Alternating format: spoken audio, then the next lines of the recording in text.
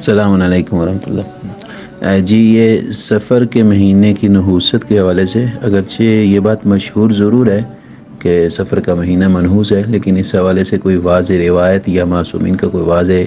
فرمان نہیں ملتا کہ جس میں خاص طور پہ سفر کے مہینے کو منحوس کہا گیا ہو۔ کسی بھی ایسی کوئی صحیح روایت میں، مستند روایت میں ایسا نہیں ہے، اگرچہ یہ چیز جو ہے وہ مشہور ضرور ہے اور بعض کتابوں میں ذکر ہوئی ہے، لیکن اس حوالے سے اہم ترین نقطہ یہ ہے کہ خدا کے بنائے ہوئے دن جو ہیں وہ فطری طور پہ اور ذاتی طور پہ نیک یا نحس نہیں ہوتے ہیں، سوائے یہ کہ کسی دن کچھ خاص حالات پیش آئیں یا کسی مہینے میں کچھ خاص حالات پیش آئیں تو ان حالات کی وجہ سے یا واقعات کی وجہ سے اس مہینے کو یا اس دن کو نیک یا نحس سمجھا جاتا ہے۔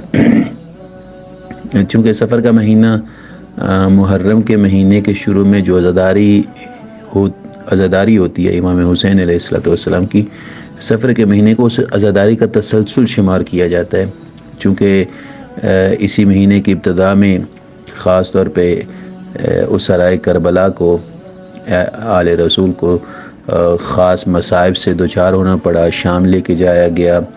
اور باقی ایسی مشکلات پیش آئیں کہ جو قابل تصور بھی نہیں ہیں۔ تو اس مہینے میں پھر امام حسین کی عزاداری کے ساتھ 3 اور معصومین کی عزاداری بھی شامل ہو جاتی ہے، چونکہ اسی مہینے میں رسول خدا کی رحلت بھی ہے، امام حسن کی شہادت بھی اسی مہینے میں ہے اور امام رضا کی شہادت بھی اسی ماہ سفر میں ذکر ہوئی ہے۔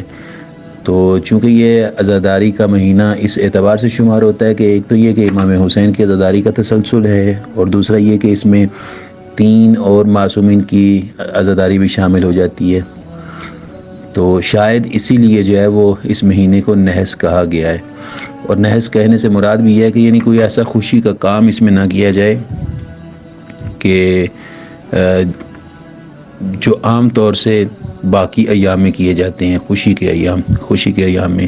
تو ان دنوں کو جو ہے وہ خوشی کے طور پہ ذکر نہ کیا جائے۔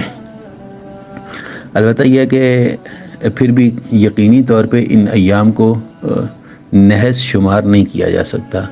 اب یہ ہے کہ یہ مشہور کیوں ہیں شیعوں کے درمیان، تو میں نے عرض کیا کہ چونکہ یہ عزاداری امام حسین کی عزاداری کا تسلسل شمار ہوتا ہے یہ مہینہ، اور پھر یہ کہ 3 اور معصومین کی عزاداری بھی اس میں شامل ہو جاتی ہے۔ لیکن تاریخی اعتبار سے اگر دیکھیں تو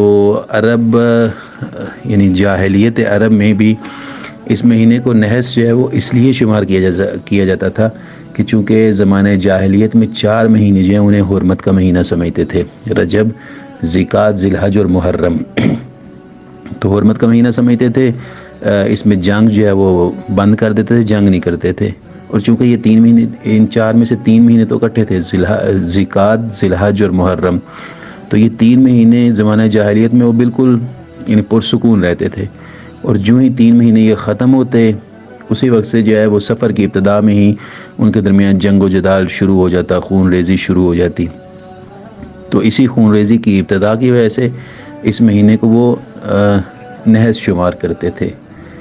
تو بہرحال یہ ہے کہ یقینی طور پہ اس مہینے کو نحس نہیں کہا جا سکتا۔ اگر اس اعتبار سے کہا جائے کہ یہ جو واقعات ہوئے ہیں تو یہ الگ بات ہے، وگرنہ ویسے دن جو ہیں وہ نحس نہیں ہوتے ہیں، کوئی بھی دن جو ہے وہ ایسا نہیں ہے کہ جس کے لیے خاص طور پہ کہا گیا کہ یہ نحس ہے۔ اور یہ نحوست جو ذکر کی جاتی ہے یہ بھی روایات و احادیث اور قرآن و احادیث سے اس کی تائید نہیں ملتی ہے۔ بہرحال اگر اس اعتبار سے چونکہ اس میں ایسے ناگوار واقعات پیش آئے ہیں، اس اعتبار سے اگر اس کو نحس سمجھا جائے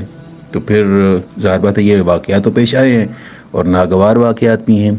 تو اس طرح سے نحس سمجھنا اس میں کوئی مشکل میں نہیں ہے کہ بندہ یہ کہے کہ آپ کیوں اسے نحس سمجھ رہے ہیں، یعنی وہ قابل گرفت یا قابل اعتراض بھی نہیں ہے۔ تو بہرحال یہ کہ ایسی نحوست جو ہے اگر اسے سمجھا بھی جائے تو اس کا اثر زائل کرنے کے لیے صدقہ اور دعا جو ہے ایک بہترین رائے حل ہے، کہ جو عام طور سے ذکر بھی ہوتا ہے کہ چونکہ یہ نحس ہے لہذا صدقہ اور دعا دیا جائے،